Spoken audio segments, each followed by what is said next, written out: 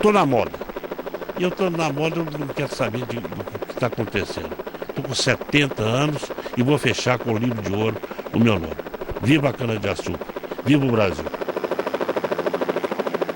A euforia no campo tem nome, cor e está mudando a paisagem do Cerrado Mineiro. Cana-de-açúcar, um mar verde em terra firme.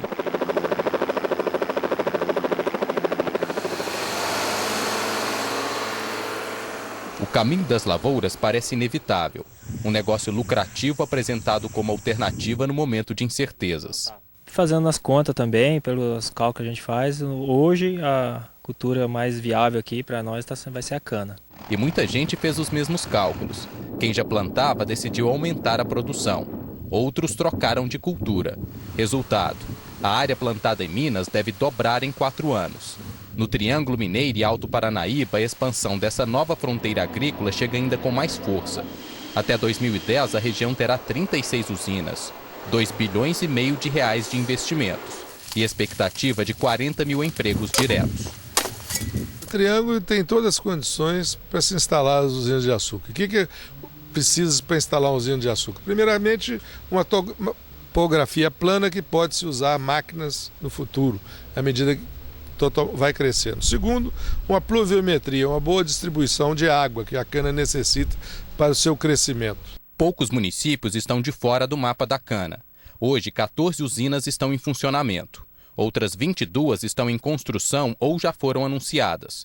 No total, 27 cidades terão usinas. E mesmo as que continuam sem unidade já têm lavouras.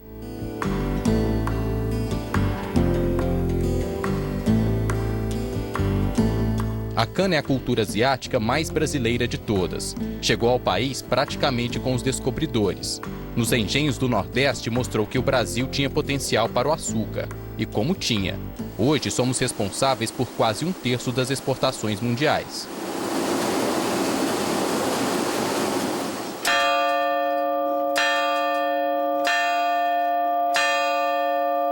Na pintura da igreja suntuosa feita na década de 50 por Portinari, Jesus segura a cana. Uma espécie de antecipação do que aconteceria nos anos seguintes. Isso é um simbolismo do cetro, ou então do bastão, como o rei usava, né? E hoje nossos bispos usam o báculo, né? Eles usam. É o sinal de o poder. Aquilo significa o poder econômico, né? Que deve levar avante o país. Estamos em Batatais, interior paulista. No estado vizinho, a cana já conquistou espaço. Esta usina em Igarapava foi considerada a maior do país nos anos 20. A cidade, criada para atender o empreendimento, tem escola, farmácias e igreja. No museu, os antigos carroções. Cana antigamente era puxada por bois até as pequenas estações de trem. A foto de 1924 mostra o primeiro caminhão a álcool do mundo que se tem notícia. Um olho na produção e outro em mais terras mineiras. Aos poucos, os usineiros paulistas refazem o caminho dos bandeirantes. Só que o ouro que eles buscam agora, do lado de cá do Rio Grande, é verde. O Triângulo Mineiro tem tudo que você precisa para ter sucesso como empresário. Para nós, ele tem tudo aquilo que é necessário para você ter uma empresa produtiva, com eficiências e que vai competir aí com as melhores empresas do Brasil e do mundo. Por causa disso, 1 hectare de cerrado no Triângulo, que há 20 anos era ocupado por gado e valia R$10 mil, ficou bem valorizado.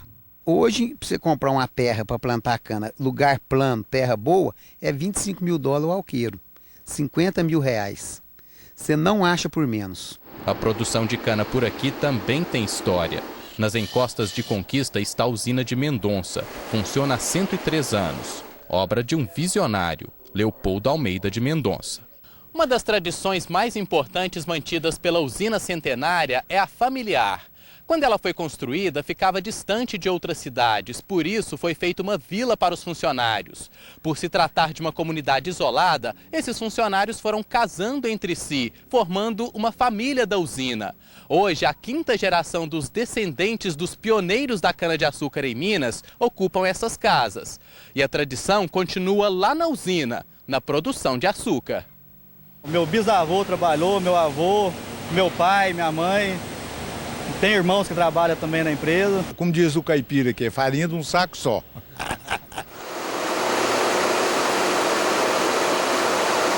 O ritmo é acelerado e não para nunca. Tudo por causa do que se pode se chamar de estopim para novos horizontes no campo: o álcool combustível. Nesta usina em Conceição das Alagoas, as gigantescas máquinas produzem 1 milhão de litros de álcool por dia. O suficiente para um carro 1000 cilindradas percorrer a mesma distância da Terra à Lua 40 vezes. O grupo que veio do Nordeste vai construir mais 3 usinas na região. As usinas daqui, a capacidade de esmagamento tem o dobro da capacidade que tem lá no Nordeste. O Nordeste esmaga em torno de 3 milhões e aqui no Sudeste a gente está com a capacidade de esmagamento em torno de 6 milhões e meio. Isso porque a produtividade nas lavouras é maior? A produtividade da lavoura, o rendimento da agrícola é bem maior, em torno de 100 a 120 toneladas por hectare, enquanto no Nordeste é em torno de 70 toneladas por hectare. Usina em produção, usina em construção. Nesses prédios vão ficar os trabalhadores que irão erguer a primeira das 3 unidades que Uberaba vai ganhar. A obra é cercada de expectativa econômica. A previsão é de que só entre os produtores rurais do município, a chegada da cana movimente cerca de 35 milhões de reais por ano. O rebanho mais famoso do mundo vai ganhando companhia. Nós já prevíamos, quem trabalha com agricultura há tantos anos, que a atividade que mais vai perder espaço no município de Uberaba e na região é a pecuária bovina. Ela vai ficar restrita às áreas não agricultáveis, mas ela vai ser exercida com muito melhor tecnologia e, portanto, ela vai ter muito mais eficiência. Não há mais como barrar o avanço da cana, mas é preciso evitar que os erros cometidos no passado se repitam. Aí o fenômeno no interior paulista serve como exemplo, em todos os aspectos. Ribeirão Preto foi apelidada de Califórnia brasileira. Progresso e desenvolvimento conquistados com base na cana-de-açúcar. A região é responsável por 60% da produção nacional. A renda per capita chega a ser igual à de alguns países de primeiro mundo. Mas no morro, as mais de 50 favelas, no mínimo, são um convite à reflexão. Não é tanto aquilo que também o povo comenta, né? Porque se tivesse mesmo igual aquela Califórnia brasileira, ó, cerveja, remédio é difícil, trabalho é difícil, entendeu? Muita favela que está em dificuldade das coisas, então quer dizer que não é todo aquele que eles falam, não. Minha vida é andar por esse país, pensar que um dia descanso feliz. O Cerrado Mineiro ganhou o sotaque da Caatinga. Chuva e sol, poeira e carvão, longe de casa eu vou seguindo a minha canção. De maio a novembro, mais de 15 mil trabalhadores invadem a região para o corte da cana. A maioria vem do Nordeste e do Norte de Minas. Exibem na face as marcas do esforço. Serviço pesado, mas tem outro, né? Chega no final do dia, como é que é? Tá cansado? Tudo quebrado, o corpo, cansado. O braço, as pernas, né? As costas. Vida de nego é difícil como que... Nos antigos engenhos de Pernambuco, onde a cultura começou no país há quase 500 anos, eram os escravos que faziam esse trabalho. 5 séculos depois, ainda há quem faça essa analogia. Eu classifico isso aí um resultado de um trabalho escravo que vem acontecendo no nosso Triângulo Mineiro, né? E muitos trabalhadores migrantes, quem vem para a nossa região e chega aqui às vezes não acha casa para poder morar e fica morando em cômodo, 5, 6 trabalhadores em cada cômodo, 20, 30 trabalhadores às vezes num galpão. O que eles chamam de trabalho escravo aqui é, na verdade, um trabalho em que o trabalhador fica preso por dívidas, né? E as condições de trabalho muitas vezes não remunera suficiente para que ele cubra as despesas com transporte, com moradia, com alimentação. O ganho é de R$ 2,40 por tonelada. Em média, cada um corta o equivalente a 10 toneladas por dia. Quem corta pouco, ganha pouco. Trabalho na cana, você não pode ficar muito tempo parado, né? Acaba tendo de movimentar nem que seja devagarzinho, né? Se você esforçar muito, a gente dá cãibra, a gente borra. Se o sol estiver quente, né? Aí a gente não aguenta. A roupa pesada é necessária para prevenir acidentes e o esforço físico fazem a temperatura chegar aos 35, 40 graus no campo. A empresa tem a preocupação com a saúde do trabalhador, né? No sentido de estar fornecendo também para eles o soro, que faz a reposição dos sais minerais, né, no organismo, né, na época de muito calor. Fazemos todos aqueles exames médicos, admissionais, periódicos, mudança de função, quando fica doente, o retorno ao trabalho. No interior de São Paulo, o Ministério Público investiga a morte de 14 trabalhadores por excesso de trabalho. Morreram extenuados em decorrência do trabalho no corte da cana, que é um trabalho tipicamente penoso, é um trabalho incompatível com a condição humana. Na periferia de Guariba, com a irmã Inês, conhecemos Antônio, cortador que veio do Maranhão. Ele nos conta que perdeu o irmão no ano passado, por causa do trabalho nos canaviais. Perguntando ele quando é que doía, dizia que era só a cabeça, mas não falava mais, olha só a cena. Ele foi para a usina, quando chegou na usina, rádio para Ribeirão, ele se batendo, aconteceu ele morrer, né? Essas condições, né, de trabalho, de alimentação, de repouso, influenciam no seu físico. Eles vão cortar cana com poucas energias e acontece isso, né? Aos 58 anos, seu Francisco já está aposentado. Tem problemas de saúde. Passou grande parte da vida cortando cana. O que o senhor teve? Qual foi o problema que afastou o senhor? E eu fui coluna e pulmão. E o desgaste do pescoço e do ombro, do braço. Por causa do trabalho lá no corte, seu Francisco? Hein? Por causa do trabalho no corte, o senhor teve problema de coluna, no pulmão? Ah, foi. Essa poeira, tipo, onde é que ele entra na goela da gente, ele não sai. Onde é que ela vai? Tem que ficar aí mesmo. Em Conceição das Alagoas, os cortadores ganharam um bairro. Na casa de 2 quartos, os 5 amigos dormem no chão e fazem todo o trabalho doméstico. Quanto vocês pagam de aluguel aqui? R$200 por mês. Ainda tem água e luz para pagar por fora. Tem despesa de supermercado, açougue. Se torna quase a mesma coisa lá da Bahia. Não está muita vantagem assim, não. Também dividem a angústia e a saudade da família. Rapaz, às vezes até choro, porque é difícil. Não, é demais. No avião das 9 partirei chorando, por deixar quem ama nos braços de outro. A vinda dos cortadores gera outros problemas. A população de algumas cidades chega quase a dobrar em certos períodos do ano e congestiona os serviços públicos, como o atendimento na saúde. Torna muito difícil, porque esse dinheiro extra, essa população que está a mais, a gente não recebe nada por eles. Mas os canaviais não produzem só histórias ruins. Há os que se deram bem por aqui. Nelsino já comprou até casa. E mais, moto, televisão, DVD. A geladeira é novinha. Conforto que custa 20 toneladas por dia. É difícil demais. Para ficar, ganhar 600, 700 contos só, né? Aí tira do aluguel, tira de tudo, aí não sai sobrar nada, né? E aos que perdem tudo. Seu José Carlos veio de Alagoas com os filhos em busca de uma vida melhor. Não consegue acompanhar o ritmo de trabalho no campo. No final do mês ganha R$30, R$300, R$350 para pagar aluguel de casa de 150, 200 conto, nós não temos condições. Meus filhos andavam apanhando lixo, estavam ganhando mais dinheiro do que eu, fui apanhar lixo, aí a minha condição deu um pouco mais de eu pagar os aluguel de casa. O serviço é pesado, as dificuldades são muitas e os problemas também, mas o emprego está ameaçado. A máquina, que parece um monstro no campo, devora o trabalho de até 100 homens.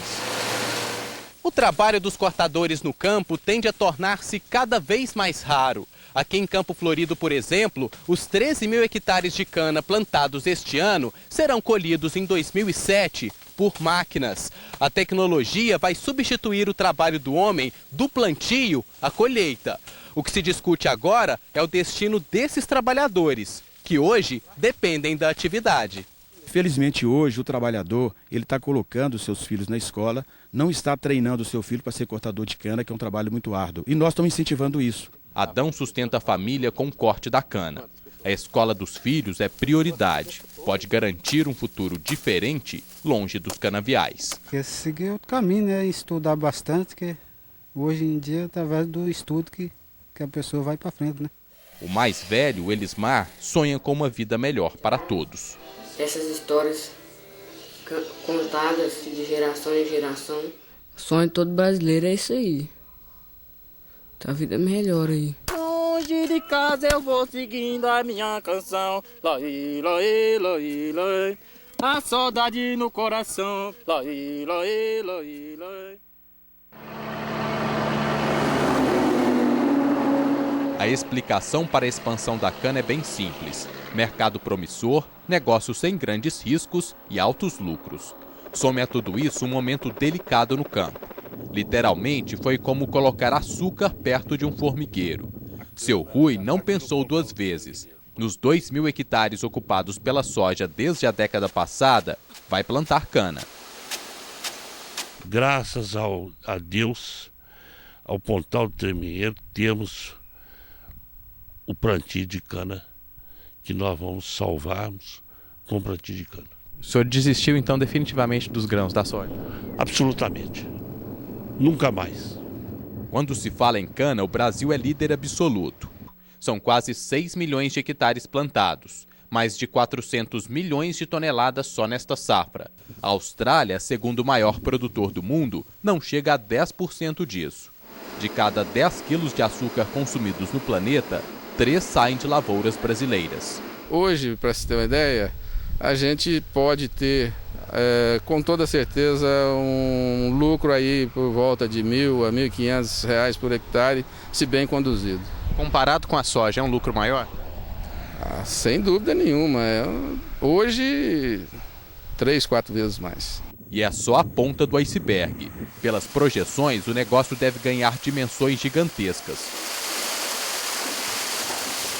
Esta usina em Monte Agudo, no interior de São Paulo, representa um marco para a economia brasileira.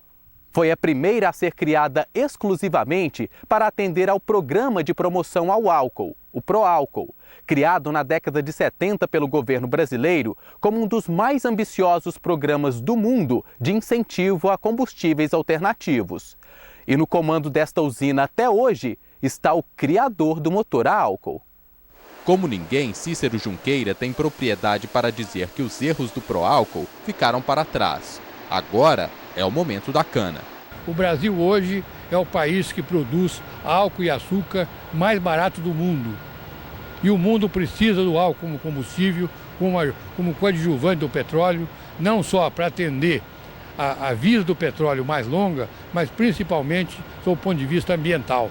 Eu acho que dentro de pouco tempo o Triângulo Mineiro vai ser um produtor de cana, açúcar, álcool e energia nas mesmas condições que o estado de São Paulo produz hoje.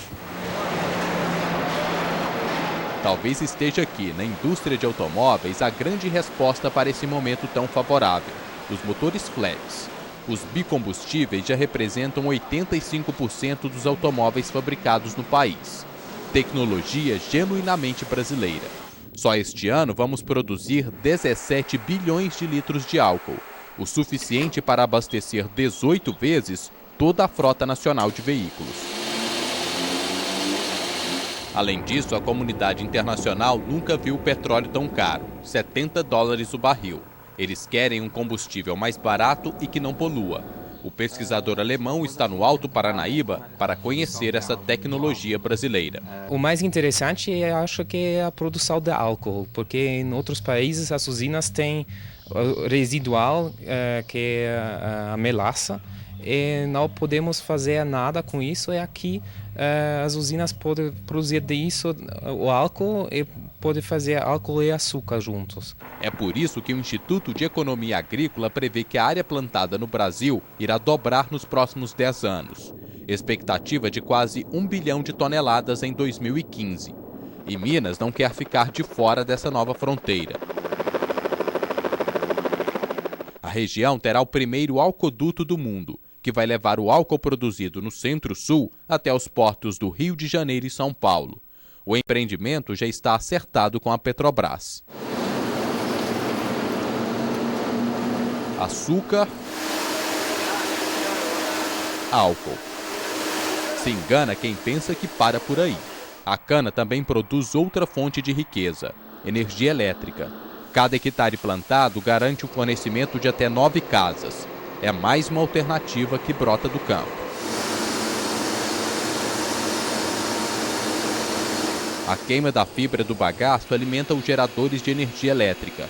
Esta usina em Sertãozinho, no interior de São Paulo, foi pioneira na tecnologia. Foi daqui que saiu a primeira conta ao contrário da história. Foi enviada da usina para a concessionária de energia. Estamos aí fornecendo em torno de 500 megawatts as usinas. E nós poderemos chegar, com o crescimento dos canaviais, a uma Itaipu muito tranquilo. Vai ser em torno de 14 mil megawatts. Usinas como esta em Campo Florido podem fornecer energia para cidades de até 200 mil habitantes. E está em ampliação, assim como os investimentos do grupo nas terras do Triângulo. Estamos montando em Carneirinhos, a obra já iniciou. Terminando Carneirinhos, nós vamos montar a União de Minas. Vão ficar 4 unidades na região de Iturama, que nós estamos chamando assim. E aqui na região de Campo Florido, além de Campo Florido, que já está produzindo, nós vamos montar aqui a segunda unidade de Campo Florido e uma unidade do Prata. Não há como negar.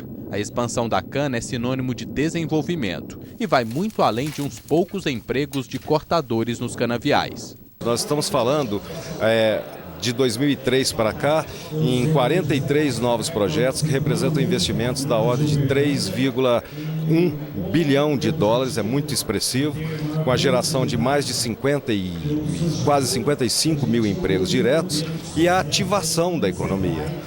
Toda a cadeia de serviços que nós temos para oferecer, todos os trabalhos paralelos, a capacitação da mão de obra, a elevação do nível de emprego, tudo isso a gente quer explorar à exaustão. Cada safra de uma usina, média para grande, movimenta alguma coisa em torno de 100 milhões de reais. Então você irriga aquela região que está produzindo com 100 milhões de reais todo ano. Isso é muito dinheiro, isso é altamente significativo para a economia regional, nem diria de uma cidade só. A região vai precisar de mão de obra especializada. Novos postos de trabalho estão surgindo, como o de operador de colheitadeira. André vê o salário de tratorista dobrar depois que aprendeu a manobrar uma dessas máquinas. Segui a profissão. Vai ter muita máquina dessa por aqui? Vai bastante na região. Já está prometido. O ano que vem a gente está comprando 9 máquinas dessas.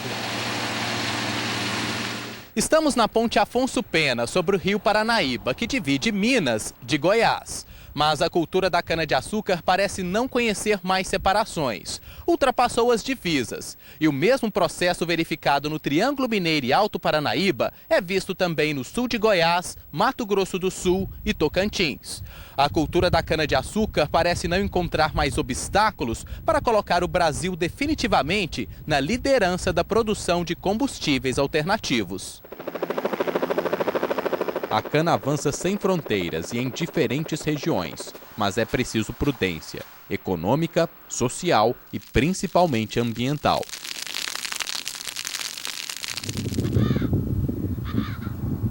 É uma majestade entre os pássaros do cerrado.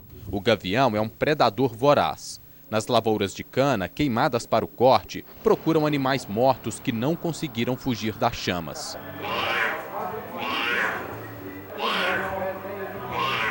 Os filhotes de Sussuarana saíram feridos. Quase morreram queimados num canavial em Conceição das Alagoas. Nós temos aí o lobo-guará, nós temos aí a Sussuarana, nós temos o gato mourisco, uma diversidade de aves. Então, quer dizer, o cerrado, e as pessoas às vezes desconhecem isso, é o segundo bioma de biodiversidade. Então, por aí você tem uma ideia, né? Se nós estamos aqui no olho do cerrado, o que nós teríamos como prejuízo, né? A quantidade de animais que estão realmente correndo um risco muito sério.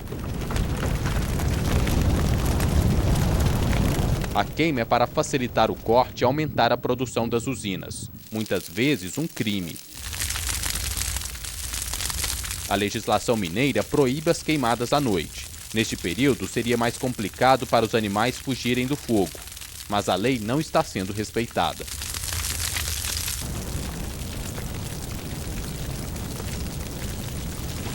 A fumaça avança para o céu. Quando amanhece, fica difícil enxergar Ribeirão Preto, cidade polo do setor canavieiro no país. A umidade relativa do ar no município chegou a 4,5% em agosto. clima mais seco que deserto. Tem muita queimada, isso, o processo é contínuo. Prejudicou bastante e veio ajudar também. O desmatamento nos falta bastante oxigênio, né? A queimada, ela é muito ilustrativa, mas ela é a ponta de um iceberg. Da queimada nós vamos descobrir o verdadeiro mal. A queimada é um problema ambiental, por quê? Porque é região de monocultura. Monocultura exige economia de escala, portanto o pequeno e médio não tem condição de competir. Então há concentração da propriedade econômica da terra. A concentração da propriedade econômica da terra leva à concentração de renda e riqueza, que por sua vez leva à concentração do poder político. Para este produtor de Conquista, a queima da cana na fazenda do vizinho trouxe prejuízos. A poucos quilômetros da usina, não resistiu ao avanço da cultura. Vai vender a propriedade. A cana-de-açúcar não é mais doce, ela é amarga. Ela está amargando. Isso que nós tínhamos como uma grande saída para divisas, para a divisa nacional, hoje nós temos aqui como um empecilho no Triângulo Mineiro, graças a nossas terras cultas. Então os usineiros invadiram a nossa região e vão acabar com ela. Aquela lavoura de cana está no município de Araporã, no pontal do Triângulo Mineiro. Já aqui na margem direita do rio Paranaíba, estamos em Tumbiara, estado de Goiás. A queima da palha da cana em Minas provocou um conflito entre os dois estados. A Justiça Goiana proibiu o prosseguimento lá porque a atividade estaria prejudicando os moradores daqui. A mamona, a cana-de-açúcar, o dendê, a soja, né? Esses óleos vegetais vão inserir o Brasil em um novo contexto mundial. Vai poder competir e ser um grande produtor dessa fonte de energia. Agora, isso não quer dizer que nós queremos que continue essa situação, porque existe um mecanismo para você substituir esse incômodo. Qual é? A mecanização da cana-de-açúcar. A usina em Araporã já colocou a primeira máquina em operação. É uma tendência natural a minimizar a utilização do fogo da palha da cana-de-açúcar. E é um processo irreversível. Ela custa quase R$1 milhão, mas só traz vantagens. É o que garante Leonardo, que comprou 3 e deixou de contratar 200 cortadores. Você tem um custo mais baixo e você podendo cortar a cana crua é uma vantagem tanto para a usina quanto para a gente por causa da palha que sobra no canavial, e ela traz benefício para a terra, mantendo umidade. No campus de Araras da Universidade Federal de São Carlos, encontramos o professor José Maria Guzmán, doutor em ecologia e pesquisador da Embrapa Meio Ambiente. Toda monocultura é um risco para o meio ambiente, né? E a cana é uma monocultura em grande extensão. Desde Uberaba até aqui onde nós estamos, um mar de cana, na verdade, né? Isso traz uma série de problemas ambientais bastante sérios, que qualquer monocultura traria. E a cana não deixa de ser assim, ainda mais aliada à queimada, que é um grande problema na cana. A região que está expandindo a cana devia ter umas restrições já iniciais para você não correr atrás dos problemas depois. Esse acho que é o caminho que deveria ser feito em áreas novas, onde está entrando a cana mais recentemente. Se depender de produtores como o seu Nelson de Uberaba, a região não sofrerá com a monocultura. Apesar da construção de 2 usinas num raio de 35 quilômetros da fazenda dele, não vai apostar na cana. Continua investindo nos grãos, mesmo com as contas no vermelho por causa da última safra. Nós temos uma tradição aí de 40, 50 anos de plantio de grãos. Então a gente quer continuar esse plantio de grãos, soja, de milho, e a gente tem toda uma estrutura para grãos. E se eu passar para cana, essa estrutura vai virar sucata, aí eu acabo com tudo, né? Eu sou brasileiro, né? Eu vou continuar, eu vou teimar, eu vou insistir. A nova fronteira agrícola alimenta discussões políticas. Em Uberaba, o cultivo foi proibido pelos vereadores a menos de 3 quilômetros do perímetro urbano, para evitar cenas assim, cana na porta de casa. O grande temor que a sociedade tem não é da cana-de-açúcar. Ninguém quer eleger o usineiro como vilão. As duas grandes preocupações que a sociedade tem, mão de obra que tipo de mão de obra é essa e qual a migração dessa mão de obra e a questão da monocultura acompanhado da queima. Eu acho que se Uberaba der um exemplo nacional da criação de uma rede social de proteção para o trabalhador da cana-de-açúcar, regulamentar não a queima, mas o corte da cana e ainda conseguir conciliar a diversidade da produção agrária, Uberaba estará muito bem servida com a produção da cana-de-açúcar. Em Sertãozinho, interior de São Paulo, esta usina dá o exemplo e avança nas regras. Produz o açúcar orgânico, sucesso no mercado europeu. O trabalho começa no plantio. É feito em locais que não precisam ser desmatados. As lavouras não usam agrotóxicos e por aqui nada de queimadas. Você não usa os produtos químicos, você não tem trabalho infantil. Quer dizer, é uma filosofia, sabe? A biodiversidade nessas áreas do cultivo orgânico, ela é 6 a 7 vezes maior do que as outras áreas. E que tal o plástico biodegradável, produzido a partir da cana? Esta usina em Serrana, na região de Ribeirão Preto, é a única do mundo a produzir uma revolução para a ciência. Ele se degrada em até 6 meses quando exposto numa atividade bacteriana. O plástico de origem de petróleo, ele pode variar, dependendo da sua qualidade, entre 100 anos a 400 anos ou até um pouco mais. Estamos na zona rural do município de Delta. Aqui, já há alguns anos, não se utiliza agrotóxico no combate à broca da cana, a principal praga da cultura, responsável por prejuízos que chegavam a mais de 3 milhões de reais por safra. Ao invés de produtos químicos, esta pequena vespa é que está garantindo a produtividade das lavouras. A cotésia, que veio da Índia, bota os ovos no corpo da broca e mata a praga. O custo do controle biológico, ele é muito inferior, no caso, ao custo de um controle químico. Só que as vantagens do controle biológico não é só essa. A gente tem o ganho ambiental.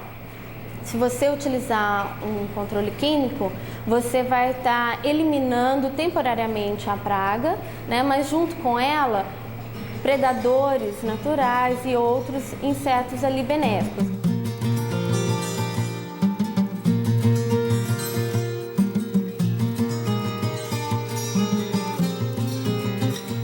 É preciso transformar o momento de euforia no campo também em um momento de cautela. A expansão da cana não pode ser desenfreada, ou poderemos sentir no futuro um gosto bem amargo.